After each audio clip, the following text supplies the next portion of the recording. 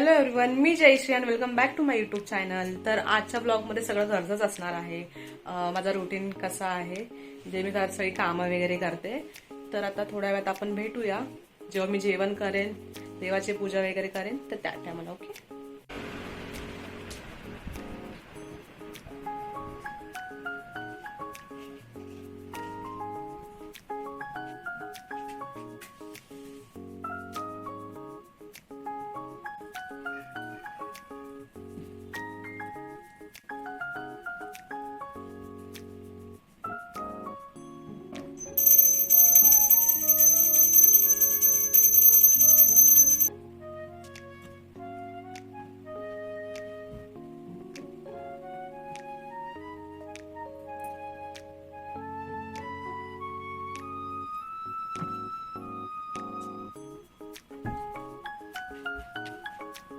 So finally आता पूजा झाली आहे. एकदम छान. आता संध्याकाळची वेळ आहे आणि आता थोड्या वेळाने मी जेवण बनवायला सुरुवात करेन आणि काय जेवण बनवेन ते पण मी तुम्हाला दाखवेन.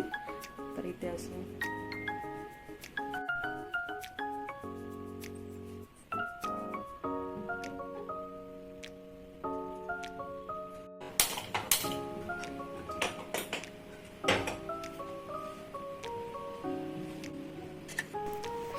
तर मी आज तेंडलीची भाजी बनवणार आहे आणि एकदम साधी रेसिपी आहे. इतकं काय त्याच्यामध्ये वेगळं काय टाकलं नाही आहे.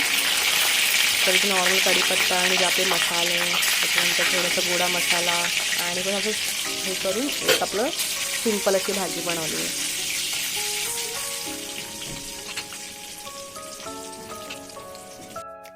आणि हो, तेंडलीच्या भाजीमध्ये मी बटाटा टाकते कारण की मला बटाटा टाकून आणि त्याच्यानंतर शेंगदाण्याचं कूट टाकून तर असं वेगळ्या पद्धतीने मी नेहमी भाजी बनवत असते. तर आज बटाट्यामध्ये बनवणार आहे.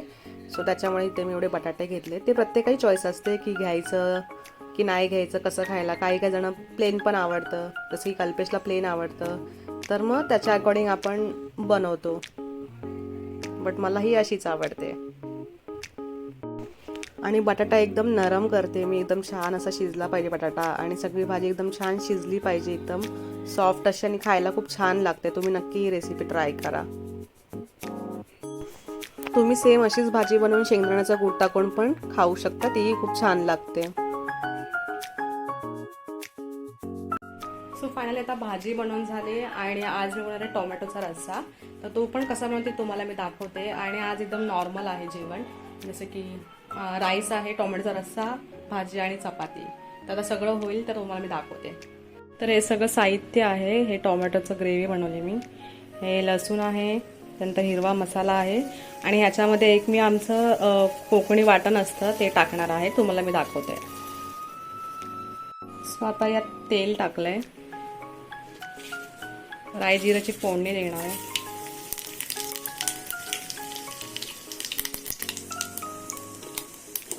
तर यात मी लसूण टाकणार आहे.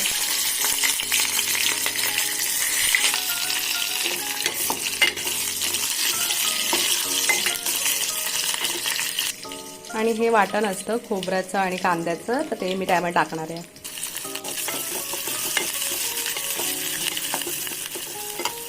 यात थोडं हिंग टाकते, थोडी हळद. प्रॉपर मिक्स करून घ्यायचं. ह्यामध्ये थोडं तिखट घेतलंय, थोडंसं, आणि हे नॉर्मल तिखट आहे.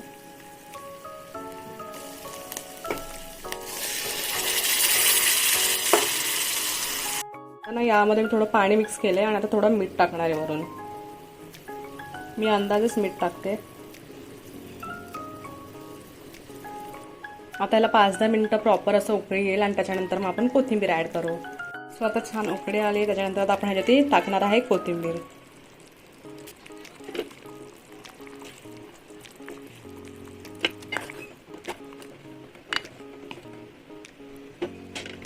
फायनली सगळं जेवण झालं. आता पटापट गरम गरम चपाती बनवून झाली की मग आम्ही जेवायला घेऊ.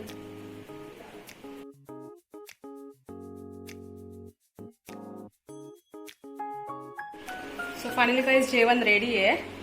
सो सगळ्यांनी या जेवायला.